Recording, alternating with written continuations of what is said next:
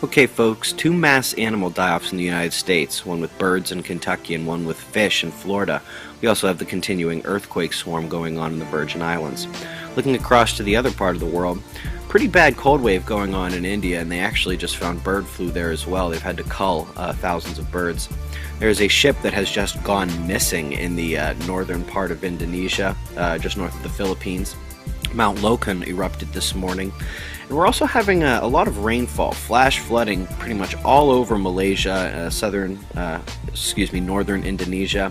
We also have tropical storms to worry about, and there's actually some flash flooding in southern Australia as well. Folks, NOAA has revised some of their predictions. First off, they say we now have a chance for X-flares.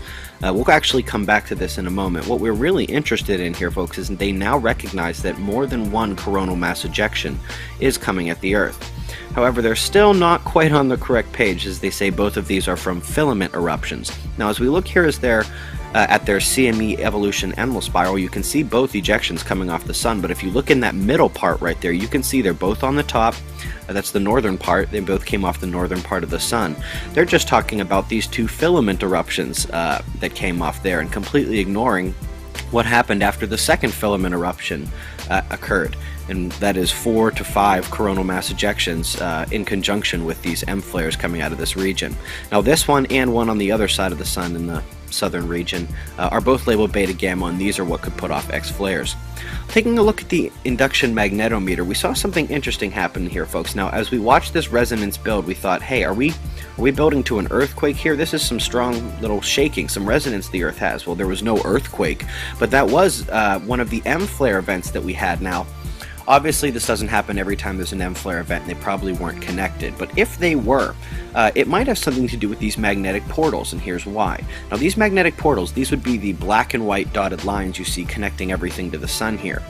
Everything has them. Everything is connected magnetically. And it's not just the Earth, it's, Mercury, Venus. And they're not just connected in one point either. These little red dots that you're going to see here are all the points that the Earth is connected to the Sun. Now, these don't stay constant. The Sun is turning and the Earth is orbiting. There are connections, reconnections and disconnections.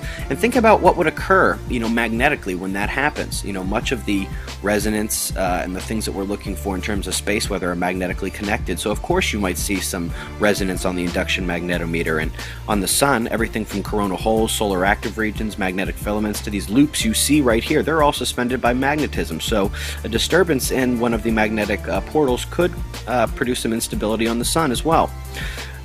Last night, folks, we had one coronal mass ejection come out of that solar active region you see turning a limb there just to the left of that dark coronal hole, which is now squarely pointed at Earth. We have some magnetic filaments becoming unstable in the northern part of the sun, and it's a lot to look out for, folks. Be safe.